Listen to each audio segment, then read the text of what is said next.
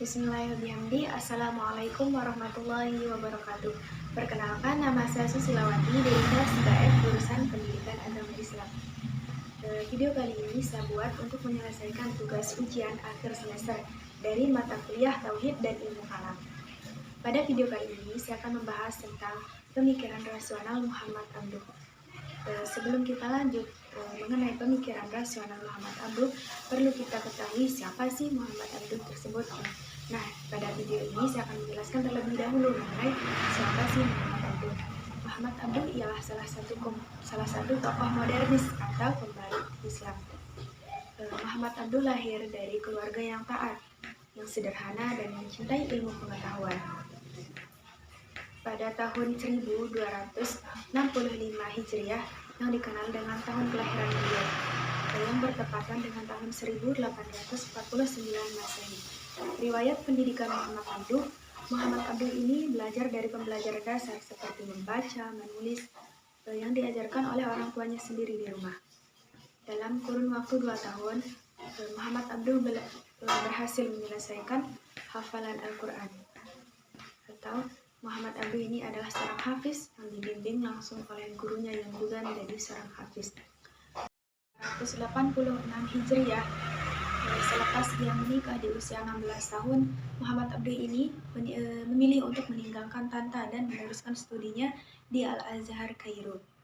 Di sana Muhammad Abduh bertemu dengan sosok yang alim yang sekaligus menjadi gurunya, yaitu Jamaluddin Al-Afghani. Jamaluddin Al-Afghani dikenal sebagai tokoh mujahid dan mujahidin dalam Islam. Muhammad Abduh mulai tertarik dengan Jamaluddin Al-Afghani setelah mendatangi rumahnya dan berdiskusi mengenai tasawuf dan tafsir dan sebagainya. Nah, dari diskusi tersebut terlihat bahwa Jamaluddin Al-Afghani ini memiliki pengetahuan yang mendalam tentang cara berpikir modern. Muhammad Abduh mendapat pengaruh dari cara berpikir Jamaluddin Al-Afghani.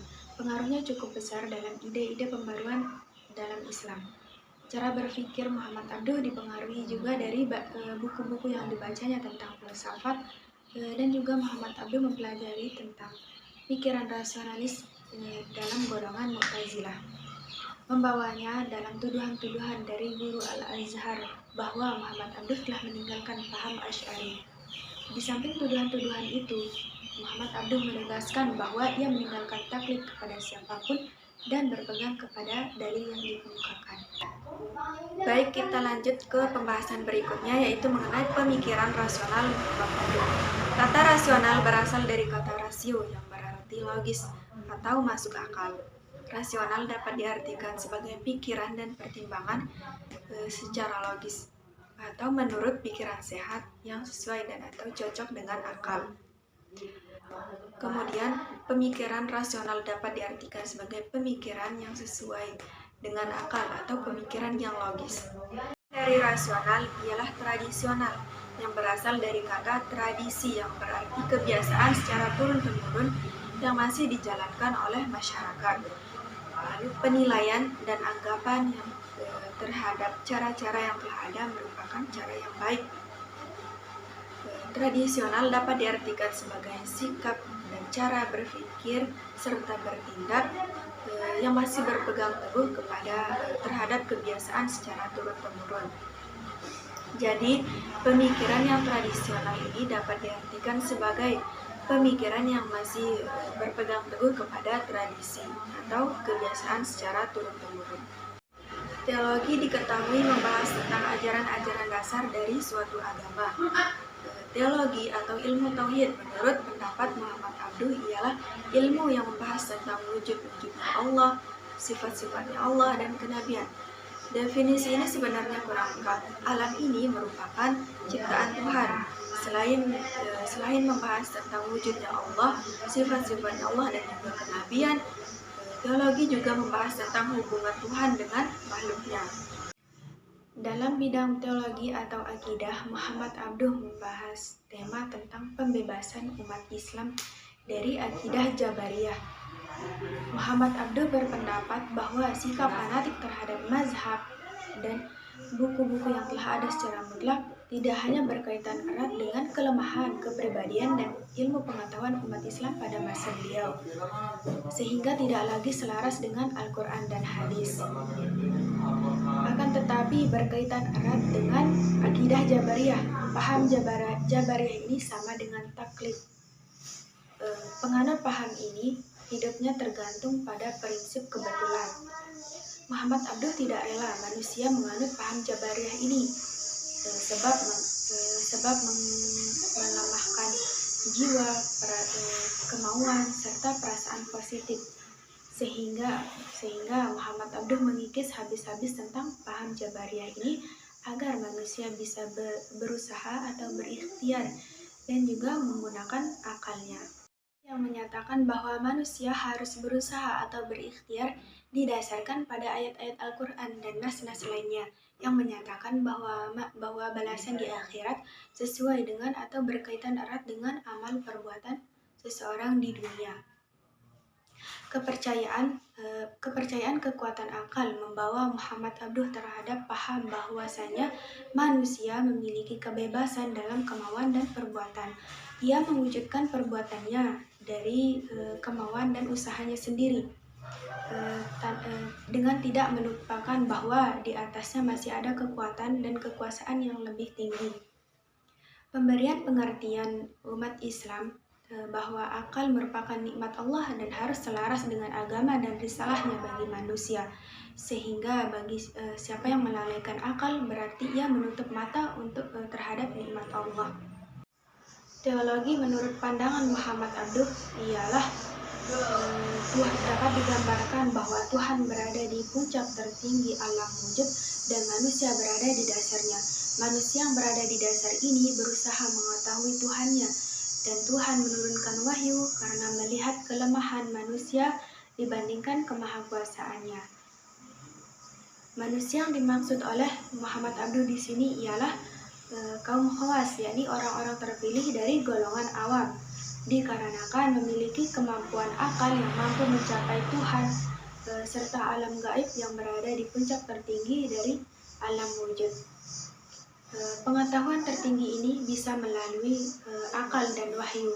Akal menurut Muhammad Abduh ialah tonggak kehidupan manusia yang membedakan antara manusia dan makhluk lainnya, sehingga ia selalu membahas tentang bagaimana pentingnya akal dan bagaimana manusia mengembangkan akalnya agar mencapai kehidupan yang lebih tinggi atau yang lebih baik. Begitupun dalam masalah teologi, Muhammad Abduh tidak pernah meninggalkan akal sebagai dasar dari teologi.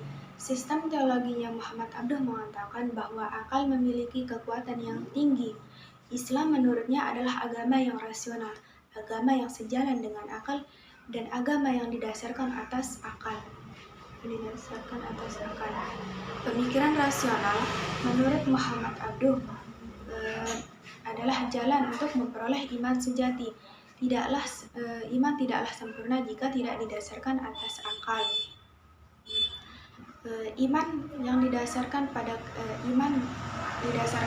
keyakinan, bukan pada pendapat, dan akallah yang menjadi sumber dari keyakinan kepada Tuhan, ilmu, kemahakuasaan, dan Rasul. Bahkan Al-Quran memerintahkan kita untuk berpikir dan menggunakan akal, dan bahkan melarang kita untuk bertaklid.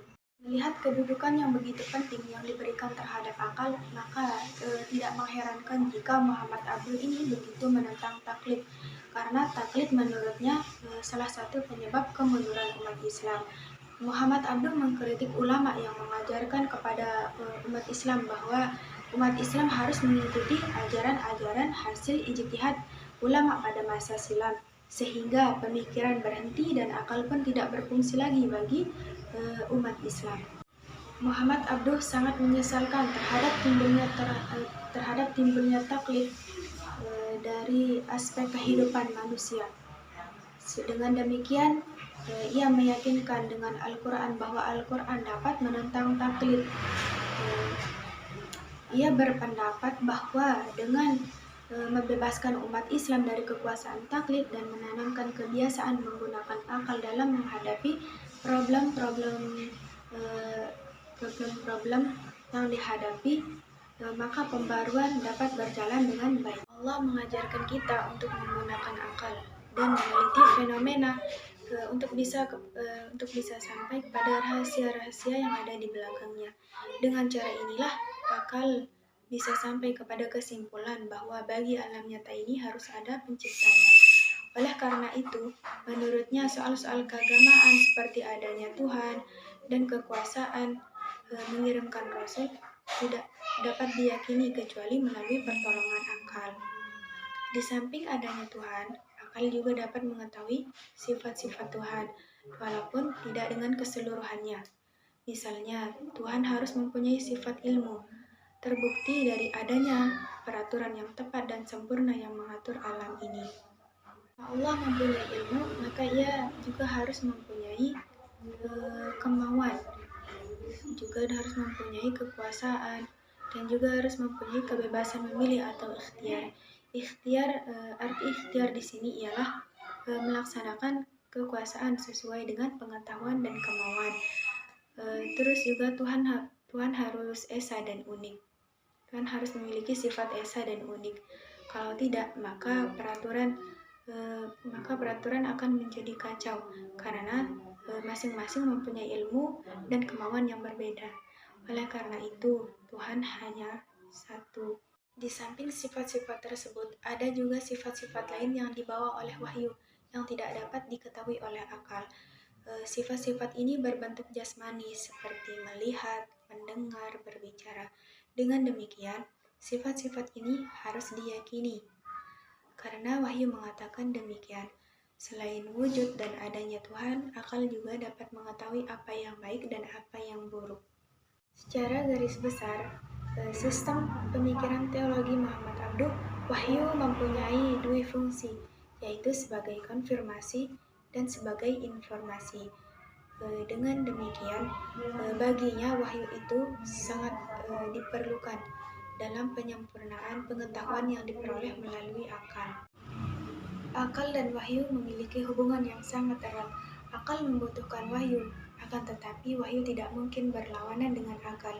Walaupun nampak secara lahirnya wahyu berlawanan dengan akal, maka Muhammad Abduh memberikan kebebasan dalam memberi interpretasi agar wahyu sesuai dengan akal atau agar wahyu sejalan dengan akal dan tidak berlawanan. Di sini dapat kita simpulkan bahwa Muhammad Abduh adalah tokoh pemikir yang tidak pernah taklid, bahkan kepada pemikirannya sendiri. Beliau tidak semata-mata mendewakan akal dan meniadakan wahyu, sebagaimana yang dituduhkan oleh orang-orang di sekitarnya. Beliau tetap menjaga nilai-nilai ajaran agama yang dianutnya dan mencoba menyandingkan dengan pemikiran rasionalismenya, yang menurutnya merupakan metode yang efektif untuk mencari kebenaran. Dari pembahasan yang sudah saya jelaskan, dapat kita simpulkan bahwa yang pertama yaitu Muhammad Abduh adalah salah seorang tokoh pemikir yang menempatkan kedudukan akal amat tinggi, sehingga corak pemikiran teologinya bersifat rasional. Yang kedua yaitu Muhammad Abduh memberikan penghargaan yang tinggi terhadap akal. Meski begitu, ia tetap menganggap penting fungsi wahyu bagi akal. Lalu yang ketiga yaitu konsep yang demikian berakibat pada keyakinan bahwa manusia memiliki kebebasan dalam berpikir dan berbuat. Salah satu buktinya ialah ia sangat menentang adanya taklid. Muhammad Abduh memberikan kedudukan akal yang lebih tinggi daripada Mu'tazilah. Akal menurut Muhammad Abduh dapat mengetahui Tuhan dan sifat-sifatnya, kehidupan di akhirat, dan kebahagiaan di akhirat sesuai dengan atau bergantung dengan bagaimana mengenal Tuhan dengan baik dan sebagainya. Mungkin hanya ini yang bisa saya sampaikan, kurang dan lebihnya saya mohon maaf. Wassalamualaikum warahmatullahi wabarakatuh.